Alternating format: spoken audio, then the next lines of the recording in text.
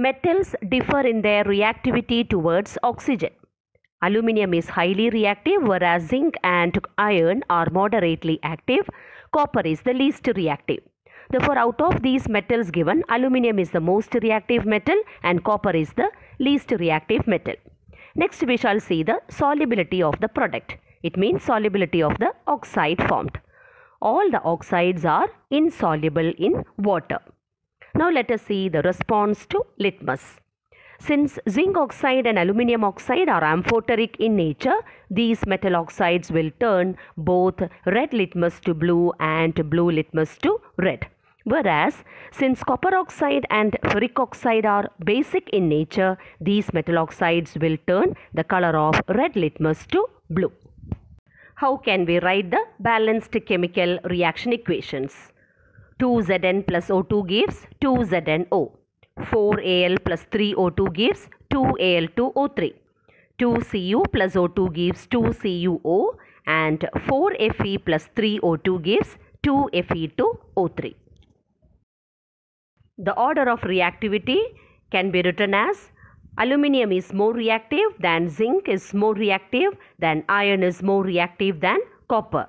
Aluminium is the most reactive and copper is the least reactive metal.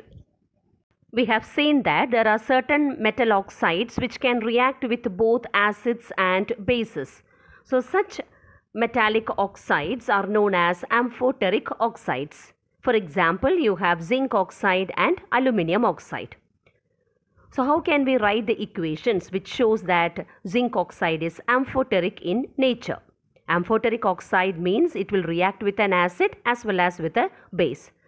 So let us take for example zinc oxide. It will react with hydrochloric acid.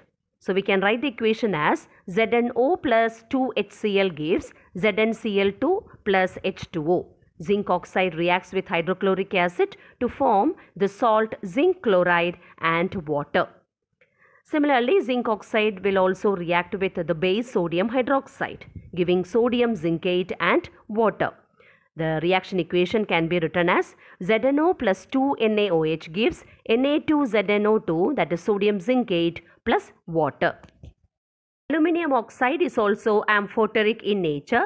Therefore, aluminium oxide will also react with an acid like hydrochloric acid and with a base like sodium hydroxide. So, we can write the equations as Al2O3 plus 6HCl gives 2AlCl3 plus 3H2O. Aluminium oxide plus hydrochloric acid gives aluminium chloride plus water.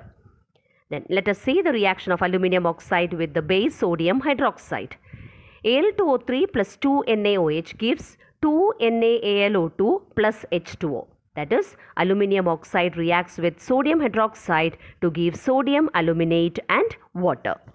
Most metal oxides are insoluble in water, like zinc oxide, aluminium oxide, copper oxide, ferric oxide. All these are insoluble in water. But some of these metal oxides dissolve in water to form alkalis. For example, sodium oxide and potassium oxide dissolve in water to produce alkalis.